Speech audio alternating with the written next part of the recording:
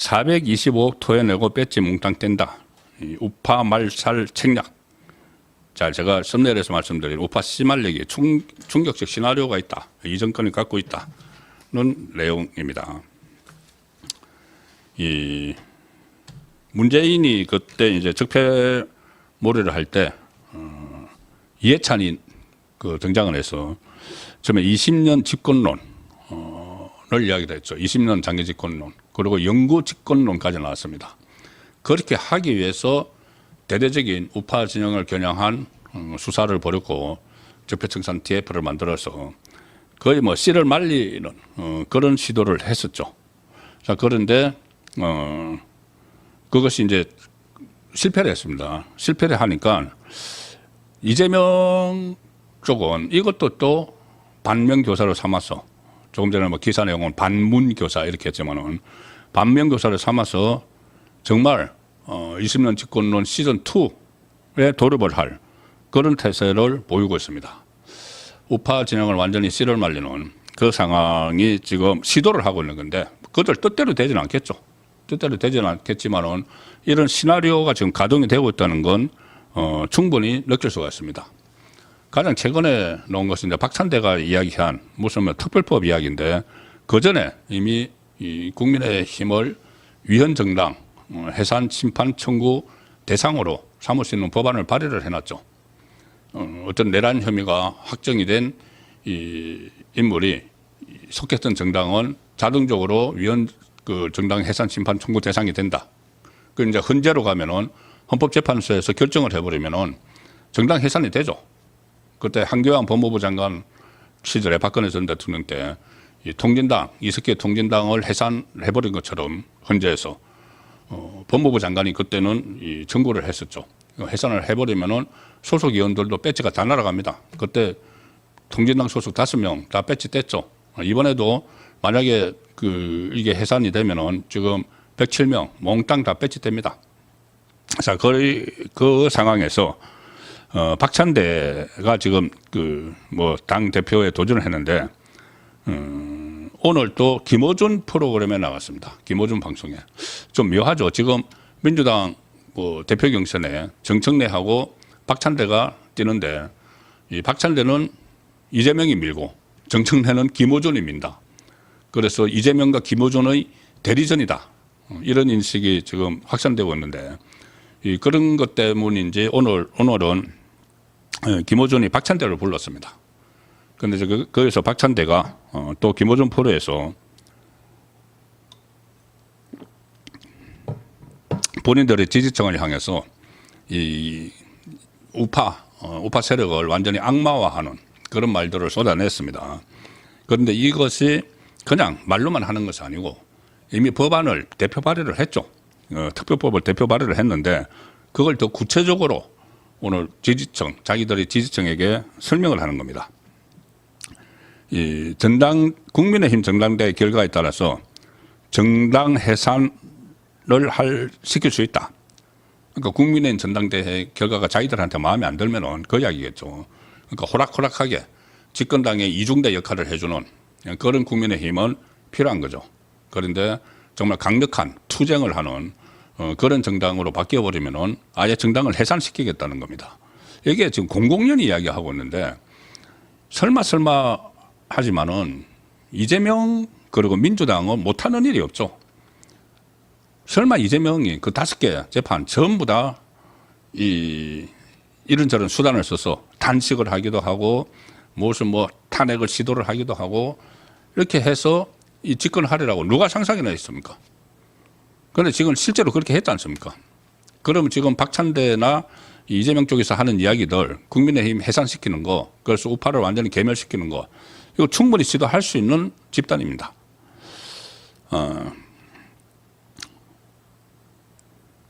이 김어준 방송에 출연을 해서 자기가 발의한 내란 특별법을 이제 소개를 하면서 국민의힘 정당 해산 가능성까지 이야기를 했다.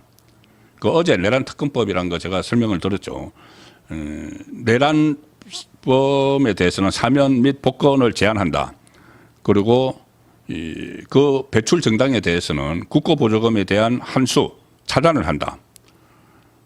그리고 내란 특별재판부를 신설한다. 아주 무시무시한 이야기들입니다. 이걸 실제로 대표 발의를 했습니다. 그리고 박찬대의 이런 캐릭터나 지금까지 정치 행각을 보면은 이재명에게 이런 것을 지시를 하고 이재명의 지시를 받고 이재명에게 다 보고하고 이렇게 하지 않으면은 이거 할 수 없는 일입니다. 그래서 이재명이 이 뒤에 다 있다고 봐야 되는 거죠. 우파 개멸을 하는 이 작업을 벌이는데, 김어중 포로에서 박찬대가 이렇게 이야기합니다.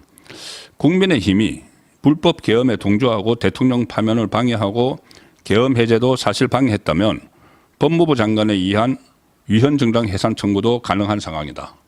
이것은 그때 공식 루트를 통해서 위헌 정당 해산 심판을 할 수가 있다는 거죠.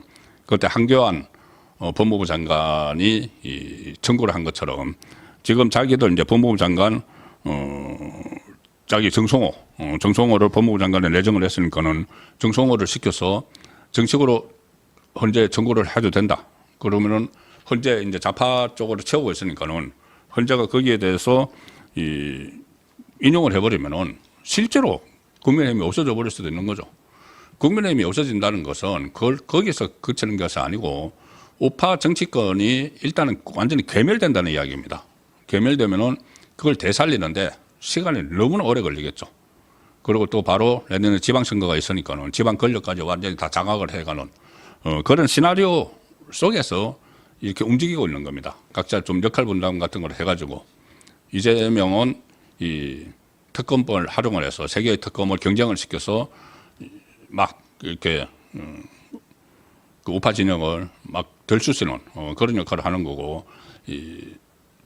그러니까 여당이 되겠죠. 이제 민주당 대표가 되려는 박찬대는 아예 야당을 제1야당을 없애버리려고 하는 그런 그 궁리를 하고 있는 것들 속으로 궁리하고 있는 것들을 툭툭 던지는 그런 상황으로 이해를 하시면은 이게 하나의 큰 그 방향성을 가지고 간다는 것을 느낄 수가 있습니다. 그리고 이런 말도 했습니다. 특별재판부에 의해서 윤석열 전 대통령과 그 동조자들을 재판을 할 때 대통령의 정무적 판단이 있어야 한다. 이게 무슨 이야기입니까? 이재명이 최종 판단을 해서 이 국민의힘을 아예 그 해산을 시켜버려야 된다. 뭐 그런 그 뉘앙스를 어쨌든 오늘 김어준 그 포로에 가서 이 우파 개멸 전략을 하나하나 뭐 설명을 하는 그런 상황이 있었습니다. 자, 그런데 제가 조금 전에 그 말씀 드렸죠. 이 박찬대가 발의한 법안 중에 내란범을 배출한 정당에 대해서는 국고보조금에 대한 환수 및 차단을 한다. 이제 돈줄을 말린다는 이야기입니다. 돈줄을. 국고보조금이 지난번에 대선에 있었을 때 이제 수백억 원을 받았죠. 국민의힘도 그렇고 민주당도 그렇고. 그 수백억 원을 받았는데 이거를 이 법안을 발의를 하면서 부칙으로 그 시점을 환수하는 정당 보조금으로 준 거를 환수하는 시점을 12월 3일부터라고 했습니다. 12월 3일 이후에 받은 건 그 선관위가 각 정당에 준 건 다 환수한다. 그럼 국민의힘에 줬던 거 수백억 원을 환수한다. 는 이야기를 하는 것이죠. 그런데 거기서 그치지 않고